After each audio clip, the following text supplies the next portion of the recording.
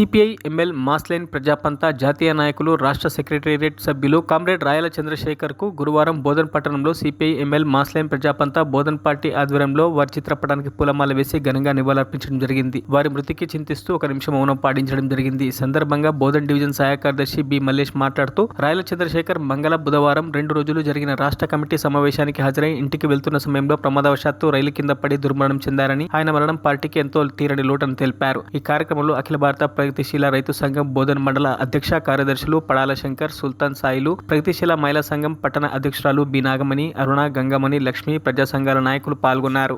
రాష్ట్ర సెక్రటేరియట్ సభ్యులు ఆయన కూడా సమావేశం ముగిసిన తర్వాత ఇంటికి వెళ్ళిపోయేటప్పుడు ట్రైన్ ఎక్కి దిగే సమయంలో ఆ ప్రమాదవశాత్తు ఆ ట్రైన్ కింద పడి దుర్మరణం చెందడం జరిగింది.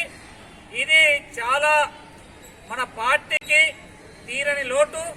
ఉద్యమంలో తను 50 సంవత్సరాలుగా అంటే అజ్ఞాతవాసం కూడా చేసినటువంటి నాయకుడు ఆయన ఏదో మామూలుగా మన లెక్క బయట ఉండి పనిచేసినటువంటి వ్యక్తే కాదు.